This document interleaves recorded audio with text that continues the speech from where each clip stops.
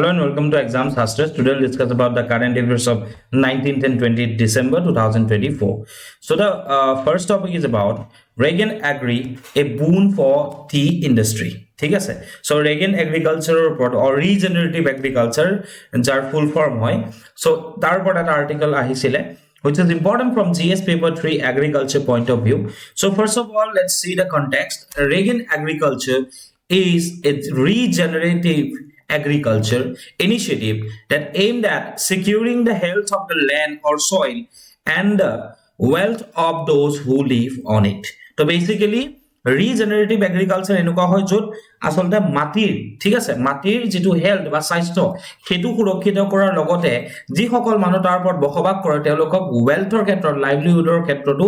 এই এগ্ৰিকালচাৰে সাপোৰ্ট কৰে নাও ৰিজেনাৰেটিভ এগ্ৰিকালচাৰ এটা এক বিশেষ ধৰণৰ ফাৰ্মিং টেকনিক হয় that focuses on soil health basically মাটিৰ উৰ্বৰতা বা মাটিৰ স্বাস্থ্যৰ ওপৰতে এই ৰিজেনাৰেটিভ এগ্ৰিকালচাৰত গুৰুত্ব দিয়া যায় the Reagan agriculture certification The Reagan Agri certification represents a transformative opportunity for age-old tea industry, offering a pathway to revitalization and long-term sustainability. Now, আমি এটা বস্তু জানো যে আমাৰ যিমানবোৰ ডাঙৰ ডাঙৰ টি ষ্টেটস আছে বা টি ইন্ডাষ্ট্ৰি যোনটো age-old টি ইন্ডাষ্ট্ৰি আছে তাত বেসিক্যালি এই ৰিজেনাৰেটিভ এগ্ৰিকালচাৰ যদি কৰিব পৰা যায় কাৰণ অলৰেডি ইমান you know 50-100 বছৰ 200 বছৰ ধৰি যত এগ্ৰিকালচাৰ কৰি অহা হৈছে ডেফিনেট কথা কি তাতে মাটিৰ উৰ্বৰতা বা মাটিৰ যি স্বাস্থ্য তাৰ ক্ষেত্ৰত এটা ইম্প্যাক্ট পৰিছে গতিকে এই ক্ষেত্ৰত পুনৰ ৰিজেনাৰেট কৰাৰ কাৰণে মাটিৰ উৰ্বৰতা বা মাটিৰ স্বাস্থ্য ঠিক আছে the health of the soil এই ৰিজেনাৰেট কৰিবৰ কাৰণে যি টাইপ অফ এগ্ৰিকালচাৰ এই ইন্ডাষ্ট্ৰিত আমি ইন্ট্ৰোডিউস কৰিব that is Reagan agriculture সেই কাৰণে কোৱা গৈছে a boon for the tea industry now key benefit of Reagan agriculture কি হয় ঠিক আছে now that is কি sustainability and soil health প্ৰথম কথা আমি গম পাইছো যে Reagan agriculture or you know তোমার এগ্রিকালচার যদি করা যায় ফার্স্ট কথা কি হ'ব soil health এর উপর এই এগ্রিকালচারতে গুরুত্ব অলরেডি বা কইছো এই ফোকাস করে soil health এর উপর so Reagan agriculture focuses on practices that restore soil health conserve water and enhance biodiversity ঠিক আছে তো soil health এর ক্ষেত্রতে হোক ওয়াটার কনজারভেশনের ক্ষেত্রতে হোক বা বায়োডাইভার্সিটি জৈব বৈচিত্র্য এনহ্যান্স করার ক্ষেত্ৰত Reagan agriculture practice কি কৰে ফোকাস কৰে and second কথা হল কি economic viability so economic viability is like this method can reduce dependency on chemical inputs and lower production cost so main কথাটো হল কি যদিহে Reagan agriculture কৰা যায় তাত বেসিক্যালি কি হয় কেমিক্যাল ইনপুট যোনবোৰ থাকে কেমিক্যাল ইনপুট কম কৰিব লাগে কেমিক্যাল ইনপুটৰ ওপৰ ডিপেন্ডেন্সি কমি যাব আৰু প্ৰডাকশন কষ্ট ওভাৰঅল কমি যাব সো এই কাৰণে কোৱা গৈছে যে economic viability is there third thing is কি ক্লাইমেট ৰেজিলিয়েন্স কি কোৱা গৈছে climate resilience Reagan agriculture certified practice can help build a resilience by improving soil carbon sequestration and reducing emission so soil e juntu carbon sequestrate kore টানি লয় হেতু কি হ'ব improve কৰিব যদি Reagan agriculture certified with practice কৰা যায় ঠিক আছে সো ক্লাইমেট ৰেজিলিয়েন্ট টু হয় তাৰ লগতে global market alignment so it is a global initiative that supports regenerative agricultural practices which aim to enhance soil health biodiversity and ecosystem services okay so global market eta alignment to ase so basically this is a global initiative aru jite ki support kore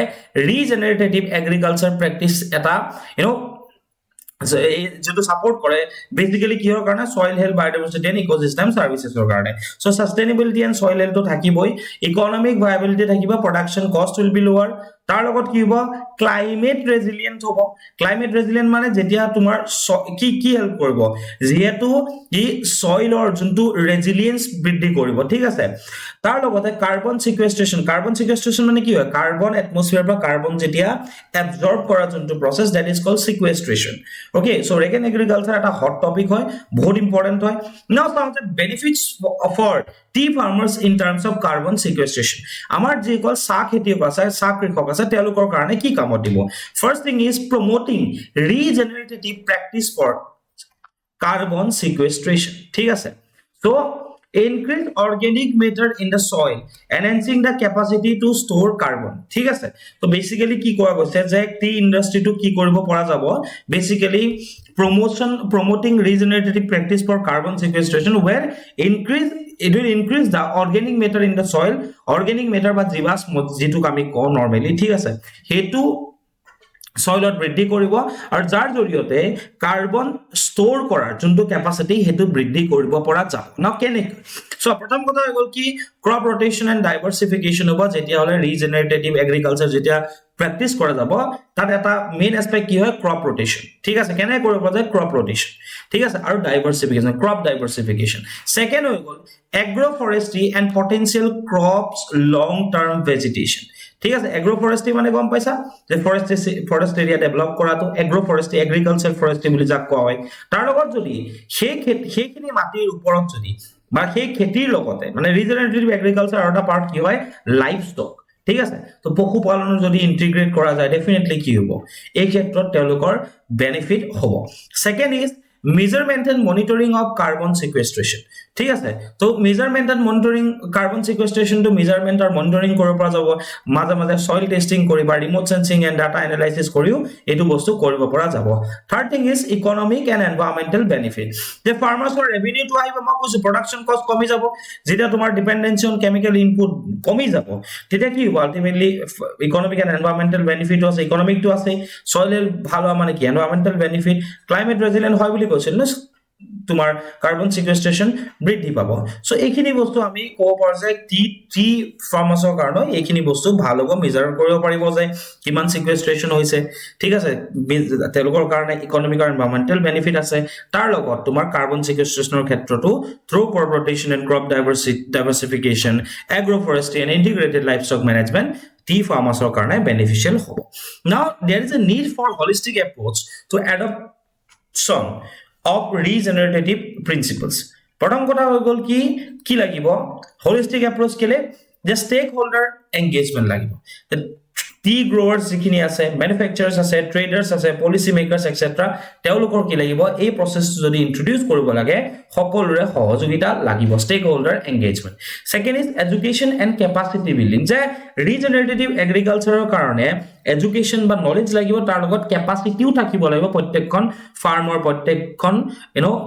ষ্টেটৰ। ঠিক আছে, তাৰ লগত তোমাৰ incentives and support from the government, এইখিনি হৈ গ'ল কি যে তোমাৰ stakeholder which are associated with the tea industry. ঠিক আছে, তাতে তোমাৰ এংগেজ কৰা তেওঁলোকে একত্ৰিতভাৱে আগবঢ়া বা শিক্ষা প্ৰদান কৰা, নলেজ দিয়া, সেইটো related.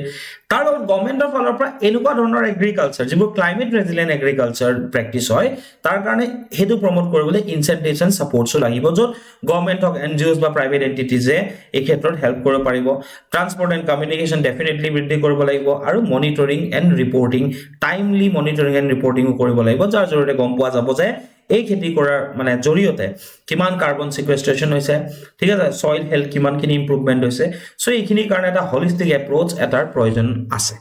So the second topic is about Jal Bahak scheme to boost inland waterway। So basically government eta scheme launch korise, ঠিক আছে, union গভর্নমেন্টে, that is called Jal Bahak। ঠিক আছে, এই স্কিমটো কিহৰ কাৰণে কৰিছে? This scheme has been it has been launched to incentivize cargo moving via inland waterways across national waterways number 1 Ganga, number 2 Brahmaputra and number 16 Borak river। ঠিক আছে, so এই তিনিটা ইনল্যান্ড ওয়াটাৰৱেজত বেসিক্যালি ইয়াৰ থ্ৰুদি যদি কাৰ্গো মুভমেন্ট হৈছে, এই cargo movement যিমানখিনি হৈছে সেইখিনি ইনসেন্টিভাইজ কৰিবৰ কাৰণে আৰু বৃদ্ধি কৰিবৰ কাৰণে এই জলবাহক যিটো স্কিম আছে, এই জলবাহক স্কিমটো লঞ্চ কৰা গৈছে। ঠিক আছে, now about জলবাহক স্কিম খুদিব পাৰে, the Jalvahak scheme recently seen in the news is related to, তলত দি দিব, তো তাতে কি হ'ব জানানে, কাৰ্গো প্ৰমোশন এণ্ড ইনসেন্টিভাইজেশন, এইটো বস্তু হ'ব। about জলবাহক স্কিমটো কি দিয়া গৈছে, cargo promotion and incentives, the scheme offers direct incentives to cargo owners for transporting goods via inland waterways for distances exceeding 300 km 300 কিলোমিটাৰতকৈ বেছি দৈৰ্ঘ্যৰ কাৰণে যদি যিখিনি মানুহৰ কাৰ্গো শিপ মানে কাৰ্গো আছে গম পাইছ না শিপছ বোৰ তো তেওঁলোকক ইনসেন্টিভস দিয়া যাব বেসিক্যালি ইনল্যান্ড ওয়াটাৰওয়েজ মানে নদীৰ মাজেদি নদীৰ বুকুদি যদি তেওঁলোকে কি কৰে যদি তেওঁলোকে কাৰ্গো হ্যান্ডলিং বা কাৰ্গো ট্ৰান্সপোৰ্ট কৰে তেতিয়াহলে এইখিনি বস্তু দিয়া যাব for transporting goods via inland waterways for distances extending 300 kilometers. Second is implementing agencies. Ki asa so. The scheme is a joint effort of the Inland Waterways Authority (IWA) of Indian and the Inland of India and the Inland and Coastal Shipping Limited (ICSL). More rakiba Inland Waterways Authority and ICSL Inland and Coastal Shipping Limited. ठीक है in the Inland and Coastal Shipping Limited. Third is private participation. Cargo owners are encouraged to hire vessels owned or operated by organizations outside Inland Waterway Authority of India and ICSL, that is Inland and Coastal Shipping Limited, to boost private participation in inland waterways transportation. So private cargo owners of ki basically telke jodi bisare heibur vessels bahiৰৰ পৰা higher কৰিব পাৰে যিবোৰৰ অপাৰেশনস ঠিক আছে ঠিক আছে মানে জিবুৰৰ অপাৰেশনস বেলেগ বেলেগ অৰ্গানাইজেশনসে কৰে যত ইনল্যান্ড ওয়াটাৰৱে অথৰিটি বা আইসিএসএল অৰ মানে তোমাৰ ইনল্যান্ড এণ্ড কোস্টাল শিপিং লিমিটেডৰ বাহিৰত তেওঁলোকৰ আউটাৰ বাহিৰত যিমানবোৰ অৰ্গানাইজেশনে বেলেগ বেলেগ ভেসেলস বুজে ওন কৰে সেবোৰো কি কৰিব পাৰে তেওঁলোকে হায়াৰ কৰিব পাৰে বুলি কোৱা গৈছে যাৰ জৰিয়তে প্ৰাইভেট পাৰ্টিসিপেশনো ইয়াতে বাহিব এণ্ড ডিউৰেচনৰ কথা যদি ক'বলৈ যাও initially valid up to A period of 3 years 3 বছৰৰ কাৰণে এই স্কিমটো লঞ্চ কৰা গৈছে now current status of inland waterways in India হেতু চাব লাগিব basically India currently has 111 national waterways মনত ৰাখিবা 111111 ঠিক আছে so 111 now India has an extensive inland waterways network of 20,236 23 তিনদুগুণ 6 20,236 kilometers of আমাৰ ইয়াত কি আছে inland waterways আছে next is cargo transported on national waterways about 132.89 million ঠিক আছে কিমানৰ টোটাল কাৰ্গো আমাৰ ইয়াতে কিমান হ্যান্ডেলৰ ন্যাশনাল ওয়াটাৰৱেজ ঠিক আছে ইনল্যান্ড ওয়াটাৰৱেজৰ থ্ৰুদি প্ৰায় 132.8 আঠাকে 9 million cargo transport inland waterway the national inland waterway দি কি কৰা যায় ট্ৰান্সপোৰ্ট কৰা যায় 132.89 মিলিয়ন ঠিক আছে মত থাকিবনে Okay, now significance কি হয় সব এটা তো নরমাল কথা ইনল্যান্ড ওয়াটাৰওয়েজৰ significance কি হয় প্ৰথম কথা তোমাৰ লজিস্টিক কষ্ট তো কমি যায় লজিস্টিক কষ্ট in India accounts for 14% of GDP significantly higher than the global average of 8 to 10% কয় লজিস্টিক্স কম পাইছা না লজিস্টিকৰ যোনটো খৰচ হে খৰচটো আমাৰ টোটাল জিডিপি যিমান হয় মুঠ গড়ৰ কাৰণ তাৰ 14% আমাৰ লজিস্টিক কষ্ট হয় কিমান বেছি ওভাৰঅল যদি ওয়াৰ্ল্ডৰ কথা ক'বলৈ যাও 8 পৰা 10% হয় সেকেন্ড ইজ ডিকনজেশন নৰমালি যদি তুমি চাবলৈ যোৱা ঠিক আছে যে নৰমালি যদি বাকিখিনি ট্ৰান্সপোৰ্ট নেটওয়াৰ্কত চাবলৈ যাও কনজেশন ট্ৰাফিকৰ ইস্যুস বহুত বেছি আছে so inland waterways will help alleviate congestion and reduce the burden on these critical transport networks ঠিক আছে সো ইয়াতে কনজেশন তো না থাকে ট্রাফিক জ্যাম লাগে নি তেনেকে না লাগে ন next is eco friendly transport হয় reduced fuel consumption and emissions align with India's commitment to sustainable development goals and its climate action targets যদি এটো ইনিশিয়েটিভ লোৱা যায় তেতিয়ালে ইন্ডিয়াৰ যোনটো কমিটমেন্ট আছে যে ইন্ডিয়া কি কৰিব মানে সাস্টেইনেবল ডেভেলপমেন্ট গোলৰ ক্ষেত্ৰত বেসিক্যালি তোমাৰ লেস ইমিশন বা ইন্ডিয়াৰ যোনটো কমিটমেন্ট আছে নেট জিৰো ইমিশন ঠিক আছে সেই ক্ষেত্ৰটো এটো কি হ'ব এলাইন কৰিব তো ৰিডিউসিং লজিস্টিক কষ্ট তাৰ লগত তোমাৰ যোনটো congestion decongestion third is eco friendly হয় ফোৰ্থ ইজ ইকোনমিক বেনিফিট আছে because increased cargo movements via inland waterways will boost trade and commerce especially in regions adjoining national waterways ঠিক আছে সো হেখিনি এৰিয়াত যত তোমাৰ ন্যাশনাল ওয়াটাৰৱেজ যিখিনি area connect কৰে হেখিনি এৰিয়াত ট্ৰেড কমাৰ্স বৃদ্ধি পোৱাৰ চান্সেস বাঢ়ি যাব Now challenges in boosting inland waterways কি আছে problem কি হয় inland waterways যদি provision আছে তাহলে কিয় আজিলৈকে হোৱা নাই প্ৰথম কথা হৈ গল কি we don't have much or proper infrastructures ঠিক আছে limited availability of modern terminals আমাৰ ইয়াতে কি নাই মডাৰ্ন টাৰ্মিনালছৰ সুবিধা বেলেগ বেলেগ জায়গাত নাই জেটিজ নাই navigational AIDS hampers seamless cargo transportation ঠিক আছে সো ইনফ্রাস্ট্রাকচার ডেফিসিয়েন্সিজ আছে তোমার নেভিগেশনাল এইডছ ইয়াত কম আছে যাৰ থ্ৰুদি সিগন্যাল দিয়া ন নেভিগেশন যে ৰাতি যেতিয়া আহি থাকে কোনফাল দি আহিব লাগে কেনেকৈ আহিব লাগে নদীৰ মাজত সেইখিনি ৰিলেটেড যিখিনি মানে নেভিগেশনাল এইডছ পাব লাগে সেইখিনিও আমাৰ ইয়াত নাই second is depth and navigability issues many river stretches suffer from seasonal fluctuations affecting their navigability তো তোমাকে জানা যে নদী কি হয় এটা উইন্টাৰত নদীৰ পানী কমে কমাৰ লগে লগে কি হয় সাপোজ ইয়াতে তোমাৰ সাপোজ এটো নদীৰ পাৰ আছিল ন ইয়াতে পানী আছিল এবাৰ বহুত দূৰত কি হৈ যায় আলটিমেটলি এইখিনি গুটে বালি হৈ যায় চৰ হৈ যায় তো ইয়াত আহি পেলাই কি হৈ যায় সেফকট ইয়াত আহি পেলাই ৰখিবলগীয়া হয় ঠিক আছে সো ই আকৌ এডিশনাল এটা কষ্ট ইয়াৰ কাৰণে হৈ যায় সো নেভিগেবিলিটি ইস্যু আছে third is competition from road and rail now তোমাকে জানা যায় despite incentives so the established dominance of road and rail network limits the shift towards waterways so ইমান বেছি ভাল হাইওয়ে হৈছে ইমান বেছি ধুনিয়া road এটা railway network এটা আমাৰ ইয়াত আছে তো মানুহ ডেফিনেটলি মানুহে কি বিচাৰে যে কম সময়ত গৈ বস্তুটো পাব লাগে সেইটো আমাৰ কাৰণে মানে সৰি ইনল্যান্ড ওয়াটাৰৱেজৰ কাৰণে এটা চ্যালেঞ্জ হয় তাৰ লগতে তোমাৰ regional disparities so inland waterways infrastructure is largely concentrated in certain regions leaving others underdeveloped so regional disparity আছে না তুমি যদি নর্থ ইস্ট ইন্ডিয়াত চাবলৈ যোৱা so নর্থ ইস্ট ইন্ডিয়াত বেসিক্যালি কোড সবতছে বেশি আছে রিভার কথা যদি কও যিখিনি নেভিগেবল ওয়াটারওয়ে আছে দ্যাট ইজ ইন আসাম ঠিক আছে তাৰপিছত তুমি এইফালে অৰুণাচল নাগাল্যান্ড মণিপুৰ ঠিক আছে মিজোৰাম এণ্ড ত্ৰিপুৰাত তো বাৰু পাই যাব মেঘালয় সেগালয় সো ইয়াতটো প্ৰবলেম আছে ন বাকি এইখনত সো হেতু এটা ডাঙৰ ইস্যু যে ৰিজনাল ডিসপাৰিটিজ আছে হিলি এৰিয়াজত সেইখিনি কানেকশন এতিয়াও বনাব পৰা মানে কাৰ্গো মুভমেন্টৰ কাৰণে সেইখিনি সুবিধা এতিয়াও হোৱা নাই না গভৰ্নমেন্ট ইনিশিয়েটিভস কি লোৱা গৈছে এটা আছে জল মাৰ্গ বিকাশ প্ৰজেক্ট JMVP জল মাৰ্গ বিকাশ project developing national waterways one with modern infrastructure so ki kora goise jal marg vikas project junto ase jal marg vikas project tar joriote national waterways one junto ase hetu modern infrastructure and terminals tar karone develop kora goise second is sagarmala project integration of inland waterways with coastal shipping and ports ঠিক আছে যে ব্ৰহ্মপুত্ৰৰ পৰা যদি কিবা এটা বস্তু suppose তোমাৰ বে অফ বেংগল কোষ্টলৈ লৈ গৈছে ইয়াৰ পৰা বাহিৰতো আমি উলিয়াই দিব পাৰিম বস্তু সো সাগৰমালাতে ইন্টিগ্ৰেট কৰা গৈছে ইনল্যান্ড ওয়াটাৰৱেজৰ লগত coastal shipping বা ports বোৰৰ সৈতে next is freight village development ঠিক আছে establishing logistic hubs near key waterways to boost multimodal transport তোমাকে জানা যে নদীৰ কাষৰ অঞ্চলত যিবোৰ গাঁও আছে তাতে কি কৰা গৈছে freight village মানে logistic hub বনোৱা গৈছে আমাৰ ব্ৰহ্মপুত্ৰৰ পাৰতো এটা বনোৱা গৈছে ৰাইট সো ডাঙৰটো যোগীঘোপাত বনি আছে সো নেক্সট কথা হৈ গল কি ইম্পৰ্টেন্ট যে নেশনাল ওয়াটাৰৱে নম্বৰ 1 2 and 16 ৰ কথা যেটো যাৰ কাৰণে এই যেটো তোমাৰ জলবাহক স্কিমটো আহিছে বেসিক্যালি এখিনি এই তিনটা ওয়াটাৰৱেজত কাৰ্গো মুভমেন্ট ইনসেন্টিভাইজ কৰিবৰ কাৰণে তো কোনটো কোলেকে আছে তো নেশনাল ওয়াটাৰৱে 1 যোনটো আছে হেতু কৰপা ষ্টাৰ্ট হয় Ganga then Bhagirathi then Hooghly river সিস্টেমটো ইয়াতে নেশনাল ওয়াটাৰৱে 1 ত আহে ঠিক আছে ৰোড টু কোনটো হালদিয়া ওয়েস্ট বেংগল টু প্ৰয়াগৰাজ উত্তৰ প্ৰদেশ ঠিক আছে তো ইয়ালৈকে আছে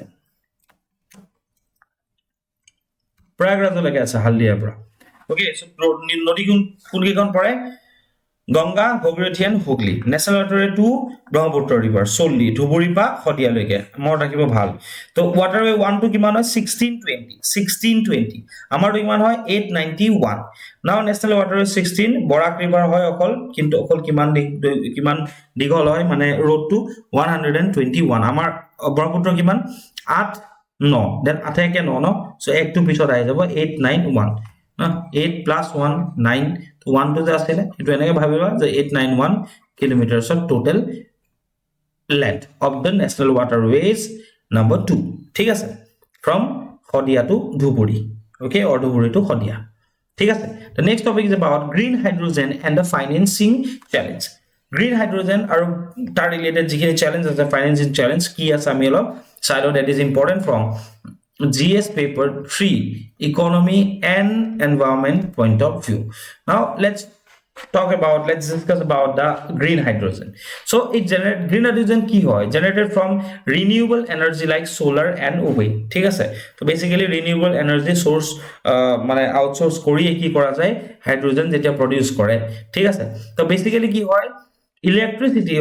electricity spills water into hydrogen and oxygen, এই যেটো process electrolysis processor জৰিয়তে কি কৰা হয়, basically hydrogen আৰু oxygen, ঠিক আছে, পানী কি কৰা যায়, it splits water into hydrogen and oxygen, also known as clean hydrogen. now byproduct কি হয়, water and vapor, ঠিক আছে, ঠিক আছে। other types of hydrogen ৰ কথা যদি ক'বলৈ যাওঁ, other types of hydrogen ৰ কথা যদি ক'বলৈ যাওঁ, কি আছে, কি আছে, এটা আছে গ্ৰে হাইড্ৰোজেন, ঠিক আছে। So extracted from hydrocarbons, fossil fuels বা নেচাৰাল গ্যাস, যদিহে হাইড্ৰোকাৰ্বন বা ফসিল ফুয়েলৰ এনাৰ্জি ইউজ কৰি পেলাই যদি হাইড্ৰোজেন প্ৰডিউস কৰা যায়, that is called grey hydrogen, because by product কি ওলাই, কাৰ্বন ডাই অক্সাইড, ঠিক আছে। ব্লু হাইড্ৰোজেন কি হয়, again source from fossil fuels, by product কি হয়, তোমাৰ কাৰ্বন ডাই অক্সাইড টো ওলাই, ঠিক আছে। বাট কি হয় ইয়াতে, it is better than gray hydrogen, ঠিক আছে। গ্ৰে হাইড্ৰোজেনত কেটো কি হয়, বেটাৰ হয়। ওকে, সো পিকচাৰখন মই লগাব ইয়াতে পাহৰি গলো, লগাই দিলে মই তোমালোকে এটলিষ্ট ভালকে কিছুমান কথা অলপ গম পাবা, ঠিক আছে। টাইপস অফ মানে তোমাৰ কি কয়, টাইপস অফ হাইড্ৰোজেন প্ৰডাকশন যেটো আছে, ওকে, সেটো যদি তোমালোকে চাবলৈ যোৱা, তাতে তিনি ধৰণৰ হাইড্ৰোজেন তোমালোকে পাবা। এটা হৈ গল মই যোনটো কলো ব্লু হাইড্ৰোজেন, ঠিক আছে। এটা হৈ গল তোমাৰ green hydrogen and grey hydrogen, ঠিক আছে। সো বেসিক্যালি কি হয়, যেতিয়া প্ৰসেসটো চোৱা, কাৰ্বন ডাই অক্সাইড গ্ৰে হাইড্ৰোজেনটো ওলাইছে, ব্লু হাইড্ৰোজেনটো ওলাইছে। বাট ব্লু হাইড্ৰোজেনৰ ক্ষেত্ৰত কি হয়, সেইখিনি আন্ডাৰ দ্য সয়েল সেইখিনি ষ্ট'ৰ কৰি দিয়ে, কিন্তু গ্ৰে হাইড্ৰোজেনত কি হয়, যিখিনি কাৰ্বন ডাই অক্সাইড ওলাই সেইখিনি এটমস্ফিয়াৰত এৰি দিয়ে। সো এই কাৰণে কোৱা হৈছে গ্ৰে হাইড্ৰোজেন, এন্ড ব্লু হাইড্ৰোজেনটো কলো দ্যাট ইজ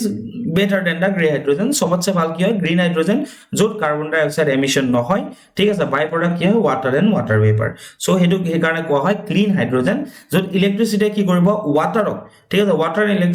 ইলেক্ট্ৰিসিটিৰ প্ৰয়োগতে কি হয়, হাইড্ৰোজেন প্ৰডিউস কৰা যায়। ইমানখিনি মনত ৰাখিলে হ'ব। সিগনিফিকেন্স কি হয় চোৱা, গ্ৰীন হাইড্ৰোজেনৰ সিগনিফিকেন্স কি আছে, প্ৰথম কথা হ'ল কি আমাৰ যেটো এনাৰ্জি সোৰ্সেস আছে, আমি ফসিল ফুয়েল বেসড এনাৰ্জি ওপৰতে আজিলৈকে গুৰুত্ব দি আহিছো, যাৰ কাৰণে আমি বাহিৰৰ পৰা ইম্পোৰ্ট কৰো, আমদানি কৰো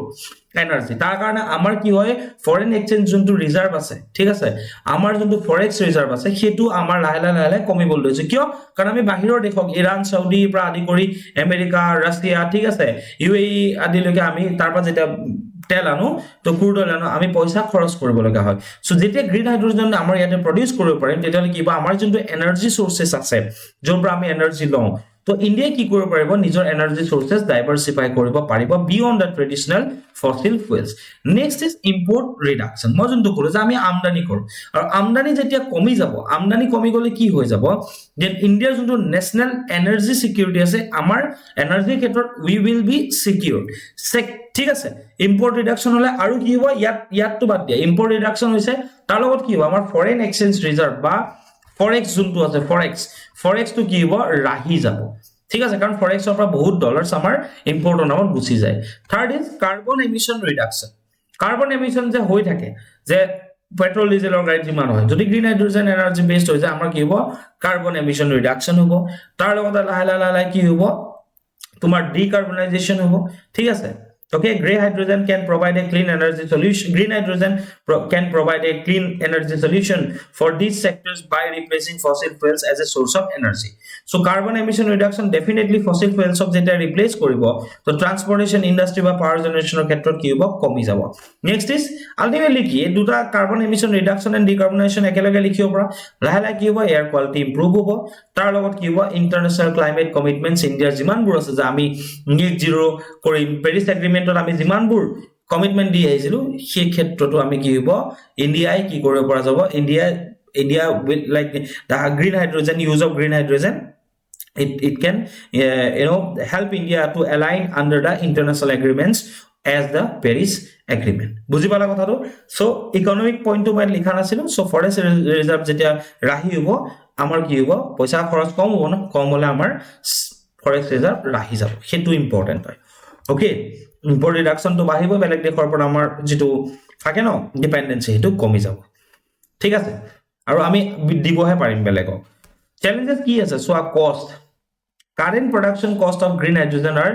significantly higher compared to gray hydrogen from fossil fuels, making affordability is a major issue. So definitely যেতিয়া production cost বাঢ়িব final productor মানে কষ্টও বাঢ়ি যাব so সেইটো এটা problem হৈ যায় major affordability এটা issue আহিব financing developing nations like India face hurdles due to lack of financial resources for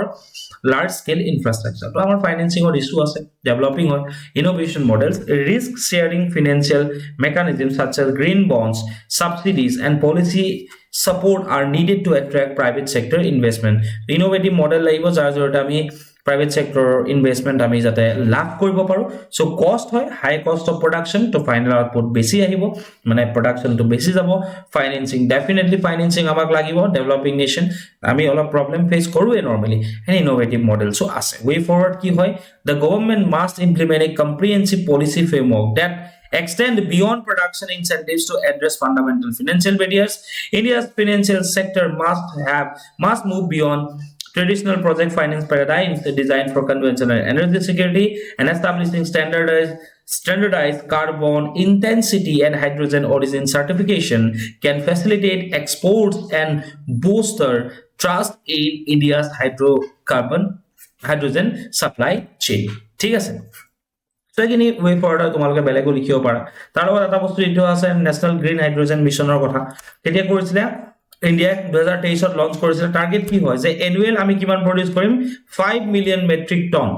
5 MMT আমি annually produce কৰিম বুলি ইন্ডিয়াই এটা নেশনাল গ্ৰীণ হাইড্ৰোজেন মিছন নামৰ এটা মিছন লঞ্চ কৰিছিল মই অলৰেডি হিদিনা পঢ়াইছো নোডেল মিনিষ্ট্ৰি কোনটো হয় MNRE ministry of new and renewable energy and expected outcomes কেতিয়া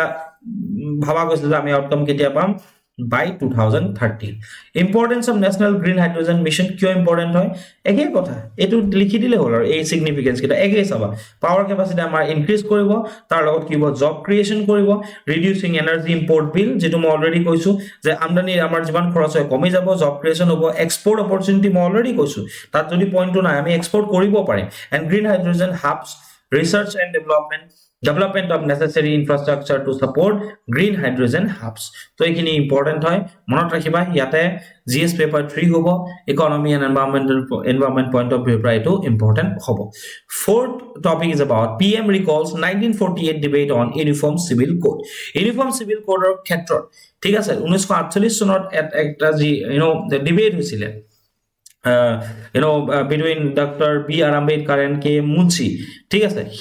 সেই কথাটো আসলতে পিএমএ ৰিসেন্টলি ৰিকল কৰিছে না আমি এটো বস্তু জানিব লাগে যে ইউনিফৰ্ম সিভিল কোড কি হয় সো ইউসিসি কি হয় it is a set of laws ঠিক আছে আইন হয় set of some laws that govern the personal matters যত কিবা আমাৰ পাৰ্সোনাল কিছুমান matters govern কৰিব সেই ইউনিফৰ্ম সিভিল কোড ইনক্লুডিং কি পাৰ্সোনাল matter মানে ম্যাৰেজ হক ডিভোৰ্স হক এডপশন হক যদি কাবাক এডপ্ট কৰিব লাগে inheritance and succession for all the citizens regardless of their religion তেওঁলোকৰ ধৰ্ম বিশেষে নহয় এটা বিয়াৰ ক্ষেত্ৰত আমাৰ হিন্দু ধৰ্মৰ খিনিৰ কাৰণে হিন্দু ম্যাৰেজ এক্ট আছে মুসলিমৰ কাৰণে মুসলিম ম্যাৰেজ এক্ট আছে সো সব বেলেগ আছে সো ইউনিফৰ্ম সিভিল কোড থাকিলে কি হ'ব যে পাৰ্সোনাল ম্যাটাৰ ক্ষেত্ৰত ঠিক আছে we will be governed by that particular law ঠিক আছে that set of laws aim কি হয় to replace the existing diverse personal laws the hindur karone beleg muslimor karone beleg ঠিক আছে suppose christianor karone beleg to এই বস্তু যেটো আছে সেই diverse personal law কি কৰিব লাগে replace কৰিব লাগে which are very based on religious affiliations যিবোৰ বিভিন্ন ধৰ্মীয় আদালত কি পোৱা যায় এসপেক্ট পোৱা যায় এইটো না লাগে article 44 of the constitution Indian constitution which lays down that the states shall endeavor to secure a uniform civil code for the citizens throughout the territory of India কৈছে যে যদি হে প্ৰয়োজন হয় বা ষ্টেটে কি কৰিব লাগে under DPSP directive principles of the state policy কৈছে যে কি কৰিব পাৰে যে মানে state can state shall endeavor to secure a uniform civil code eta uniform civil code mane introduce kora khetrot state ki kore pare steps lobo pare jar for the citizens throughout the territory of India now Goa was the only state having the common family law known as Goa civil code and thus was before 2024 Goa civil code uniform civil code hoy thik ase in 2024 the Uttarakhand Legislative Assembly passed the uniform civil code of Uttarakhand Act 2024, becoming the first Indian state to adopt a UCC post independence. ঠিক আছে বুজি পালা ঠিক আছে হলো এটো Goa civil code to family law হয় okay নাও arguments in favor of UCC যে কি লাগে আমাক ওকে প্রথম কথা equality before law UCC would ensure that all citizens regardless of religion are subject to the same laws ঠিক আছে সবার কারণে আইন সমান ঠিক আছে আইনৰ সন্মুখত সব সমান promoting equality and justice যাৰ জৰিয়তে সমতা আৰু ন্যায় দুইটাই প্ৰতিষ্ঠা কৰিব পৰা যাব ঠিক আছে তো UCC would ensure that all the citizens regardless of their religion all are subject to the same law next is national integration rashtriya ekotha uniform set of laws help promote national unity by eliminating religious and cultural divisions যেটা cultural আর religious divisions বোৰ আতৰিলে কি হ'ব ৰাষ্ট্ৰীয় একতা বৃদ্ধি পাব so equality before law national integration third thing is gender justice personal laws often have provisions that disadvantage women যে কিছুমান আমাৰ জীৱনৰ পাৰ্সোনাল লজ আছে মানে Hindu laws of marriage Muslim laws of ঠিক আছে ম্যাৰেজ ডিভোৰ্সৰ লগত যত মানে উইমেনক কি হয় like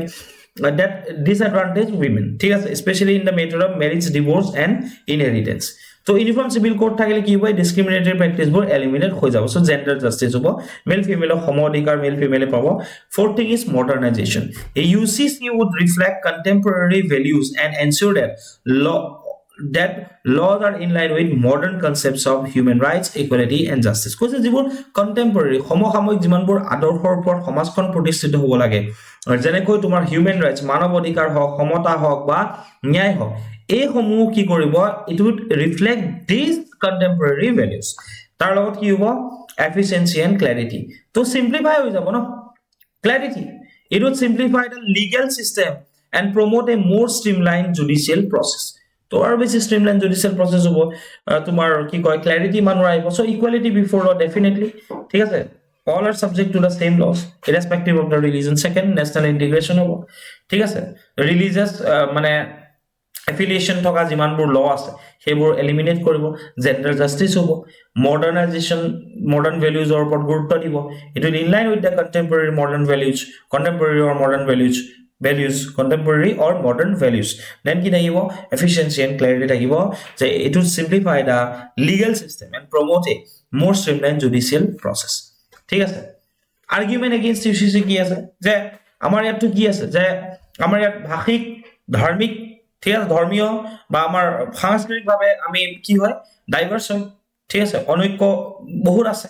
so imposing UCC may be seen as a violation to the personal laws and practices of various communities threatening their cultural identity and freedom of religion so যোনটো article it is a freedom of religion হেতু hamper হ'ব বুলি কৈছে cultural identity impact কৰিব বুলি কৈছে ঠিক আছে so cultural and religious diversity hamper হ'ব বুলি কৈছে next violation of religious freedom a religious freedom juntu ase right to follow one's religion violating the freedom of religion guaranteed by the Indian constitution ঠিক আছে next is lack of consensus diverse beliefs and practices make it difficult to create a single code that is acceptable to all potentially leading to social unrest so iman beshi dharmiyo বিশ্বাস বেলেগ বেলেগ মানুহৰ বেলেগ বেলেগ হয় ঠিক আছে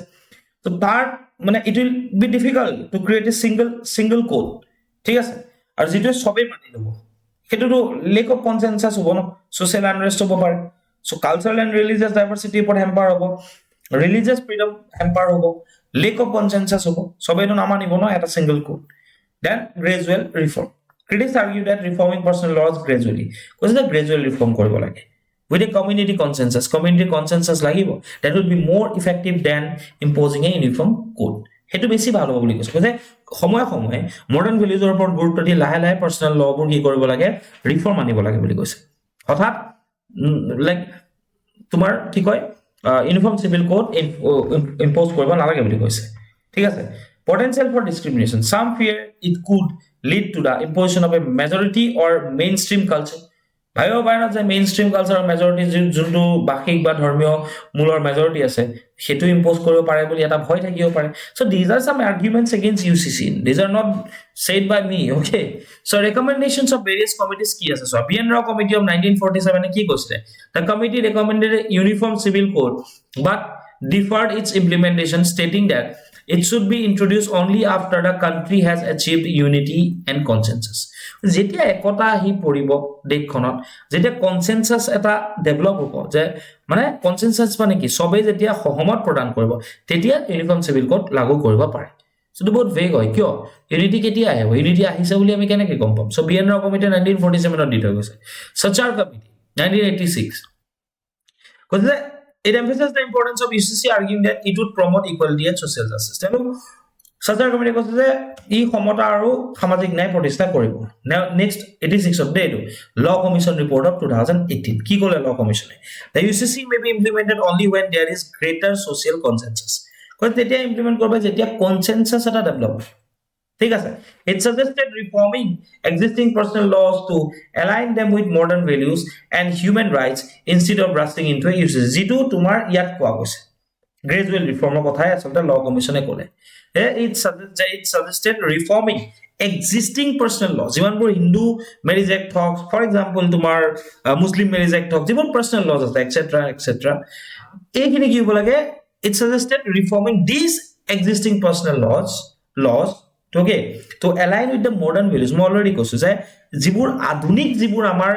আদৰ্শ আছে, মডাৰ্ন ভ্যালুজ আছে, সেইবোৰৰ সৈতে এলাইন কৰি পেলাই এক্সিস্টিং লবোৰ ৰিফৰ্ম কৰিব লাগে, so that like modern values and human rights instead of rushing into a uniform civil code.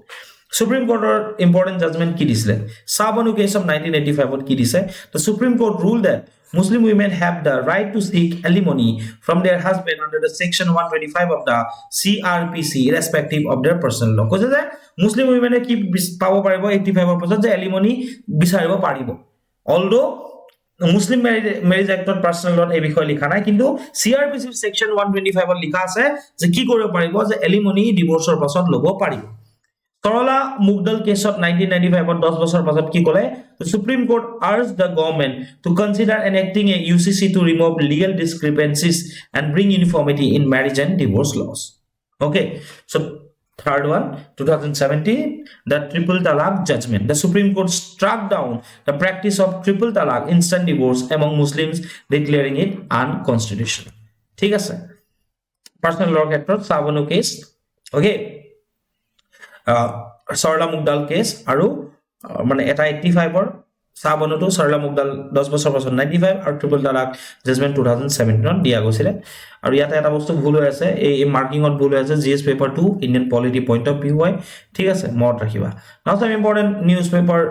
articles or current affairs for RRB TET and APSC prelims. First one is NISAR satellite. So in March 2025, the Indian Space Research Organization, shortly ISRO, will launch the NISAR satellite. It is engineered to monitor subtle change in the Earth's surface. It is a collaborative effort between India and United States. NISAR is a collaborative effort between India and United States. NISAR is a synthetic aperture radar satellite. This technology allows NISAR to operate effectively in darkness,